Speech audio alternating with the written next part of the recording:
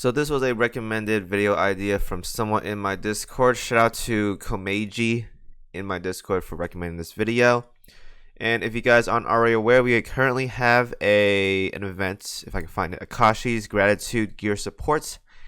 And we get a nice box at the end, which should be today, if you guys did it every single day starting from September 29th. So what this box is, when you guys go to inventory and you guys click all the way down here, you guys should notice that there is one gold gear box right here by itself. And when you click it, you can select one of these gears right here. So this video will be talking about which gear is the best to select from this batch. So let us get right into it, guys. So this is pretty much going to be for a early to somewhat mid game player. If you're an end game player, you pretty much don't need this unless you're going for like gear power, I guess, or not gear power, fleet power.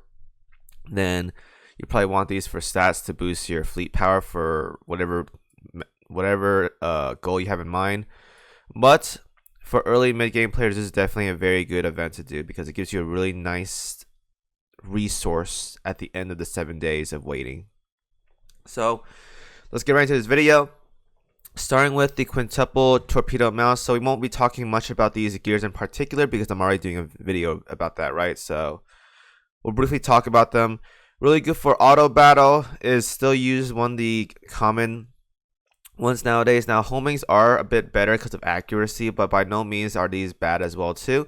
You can definitely use them, but would I select them from the gearbox? Probably not though. There are better options out there. I would probably not, unless you have like Ayanami as a start, but even then it's like meh. So it's an okay option, but not like the best option here. The twin 127s, now these used to be one of the best DD guns like 4 years ago. Now it's like not anymore. It's not bad, definitely is pretty decent, but is it worth picking from this box? Probably not. There are a lot of better options nowadays, like in Gear Labs and from War Archives that you can farm out. So would I advise picking this out? Probably no. You are going to use DDs as an early game player by all means, because those are like one of the most common ships you're going to get early game. So this isn't bad for them, but you can definitely make do without needing this 100%. And you can get this from and all these right here, you can get them from gold gear boxes as well too. So highly wouldn't recommend doing that. Hellcats, again, you get this from the Eagle Union gold tier box or the gold box. So like this right here, you get it from these things. So once again, I don't recommend it, but it is a good fighter though. Really good for World 12 and 13 because it's high anti-air stat and durability. Very good there, but it's a very niche plane. So again, wouldn't recommend it. Now the first good option is going to be the hood gun here, the twin gun right here. And this gun is really good for farming because it's very, very fast. One of the fastest guns for battleships in the game as of right now. So if you're pushing for account development, you're farming a lot, this is definitely a good option to take because battleships are very important for farming. And if you are in those stages where you need levels and plates, you're probably farming somewhere between chapters 6 and 11. And that map has a lot of suicide bombers, and suicide bombers are easily dealt with by battleships, and battleships need a main gun. So this option right here is a very, very good pickup for early game players. It gets you right into farming very, very fast, and it's definitely worth the investment going into it. Highly recommend picking this gun up.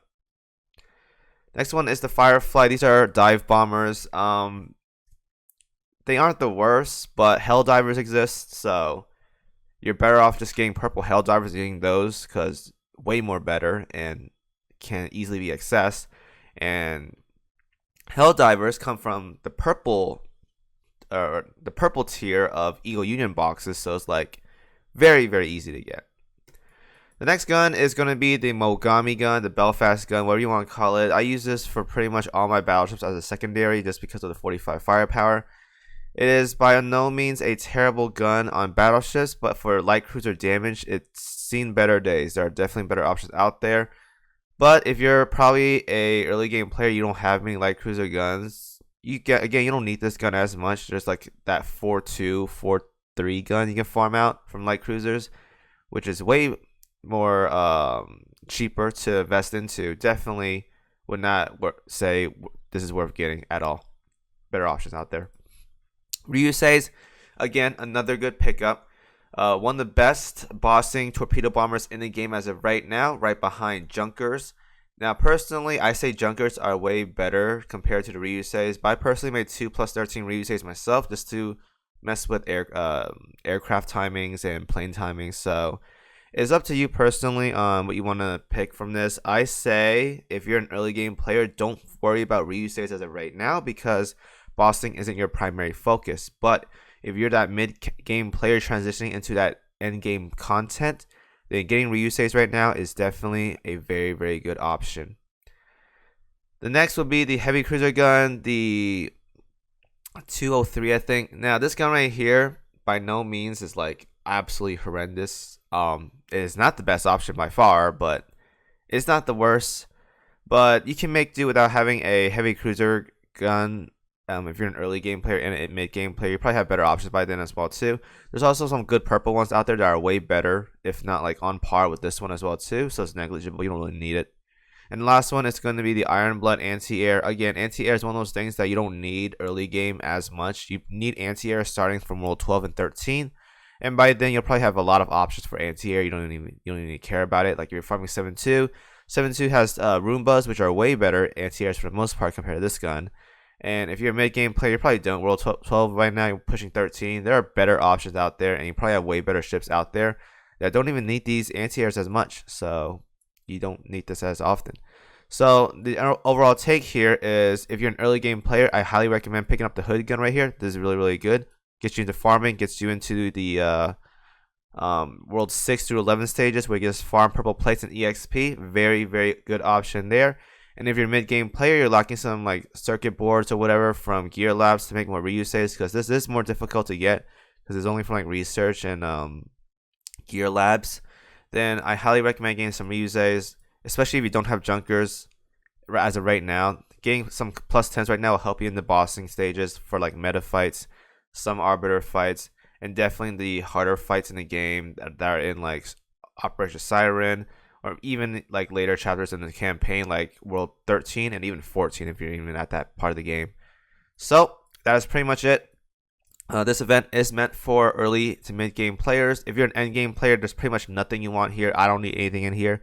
If I were to pick one thing in here, I'd probably pick the Belfast gun just to have more secondaries for my battleships. And that's pretty much it. I think if you're an endgame player, there is some kind of math you can do to figure out which one is the best to pick for fleet power efficiency. I personally don't know what it is though. I think evasion is pretty good for stacking for fleet power, but none of these gear give evasion, so it's like, what can you do about it? So if you're into that kind of fleet power stuff, you can probably figure out which one's the best option there and pick that. Otherwise, just leave it in your inventory and figure it out later, or just leave it there forever and just never open it. Because if you're an end game player, you don't need any of these things. It's pretty much for early game player for the hood gun and mid game player for the Ryuusei plane. So that's the end of this video. Hope I helped you guys out. And as always, thank you guys for watching. See you guys in the next video.